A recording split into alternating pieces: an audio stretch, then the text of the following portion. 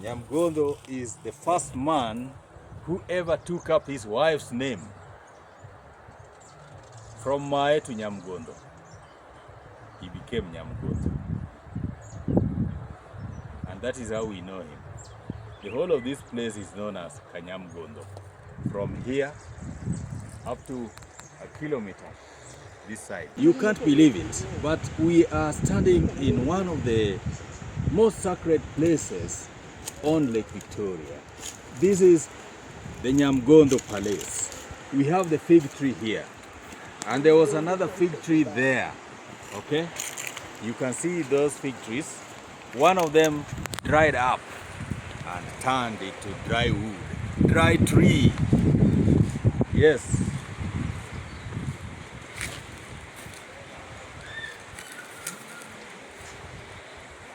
And across is Kiwa Island.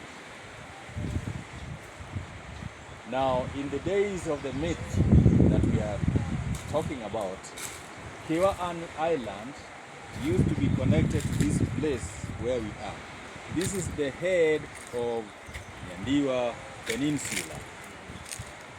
And the story has it that one day somebody rowed from across the lake. From across where we now call Tanzania, which is just, miles from this place, but in this direction. The direction of Nyamgondho.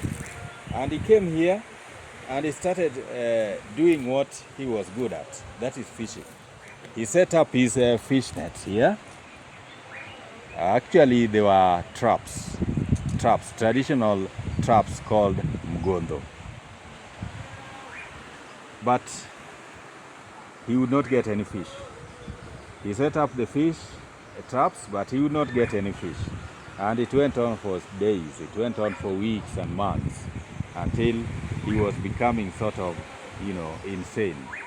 Doing same things and getting same results.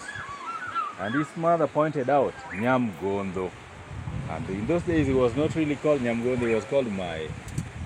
His mother would say, Mae, where is fish? Where is fish? And Mae would just throw his hands and say, there is no fish, Mama, no fish. It went on like that until Mae became some sort of, a laughing stock. Because what is a fisherman without fish? You go out into the lake and you fish and you don't get any fish. So, are you a fisherman or you are something else? You are a fool. So it happened like that until one day he went back to the lake to see how his traps had behaved the previous night. And then lo and behold, he found somebody trapped in the fish traps, in the Mgondo. Now, that was not the usual catch he expected. It was a human being. A woman, but not so nice looking. Nyamgondho, or Maya as he was called in those days, ran away. He ran away from his fish trap. He ran away from the catch of his fish trap. Which fisherman runs away from the catch of his nets? It was the man who would later be called Nyamgondho.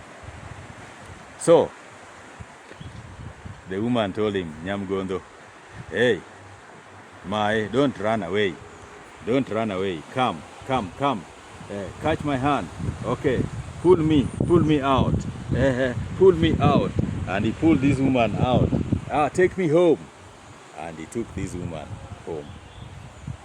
And once he took the woman home, the woman told him, okay, now I am yours. And when a woman tells you that, you erect for her shelter and you live with her there. That is what Nyamgondho did. He lived with that woman there. And this was the home. The home is just up here. You can have a look at it. We are walking in the footpaths of Mae on Nyamgondho as he was living. We are walking in the footsteps of my. And these footsteps have now turned sacred. Look at how sacred it is. That cloth there, it's not just an ordinary cloth. Hey, we are in a sacred place. Tread carefully. Tread carefully. It's a religious cloth. Why are they being spread here? And then we are hearing the chants down there. People are praying. Don't interfere. Don't interfere. Should instead pray and ask the Lord of the universe to present you. And He has already presented you with whatever you want. If you are here and if you are listening, the Lord of the universe has already presented you with whatever you want. This fig tree is old, thousands of years old. These structures are thousands of years old. But let us not interfere with the prayerful. Just take a picture and let us turn away and go.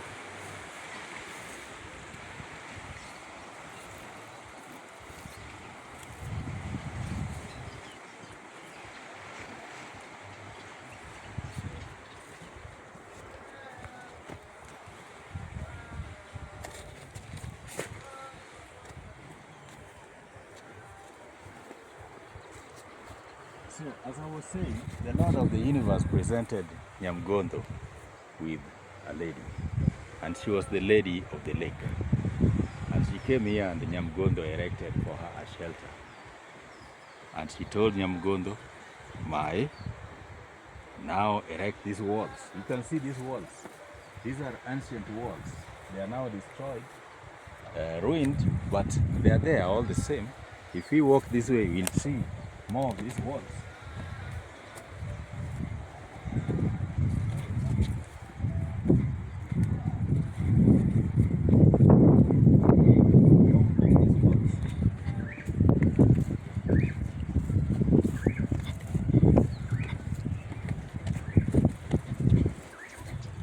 Here is another Nyamgondho wall. Out of his strength, he erected these walls from one end to the other, and from the other end to that one end. That was Nyamgondho, strong like iron, strong like a rock. Nyamgondho. And these are Nyamgondho flowers. They can cure any disease. These ones. These flowers you're seeing here. They can cure any disease. And that was he erected these walls, and soon the walls were filled with wealth. Cows, goats, sheep, poultry, plants.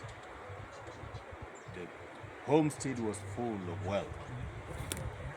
And Nyamgondho was happy. He was happy with the lady of the lake. He was happy with the wealth that he had gotten. And he was happy with the status that he had acquired in this community.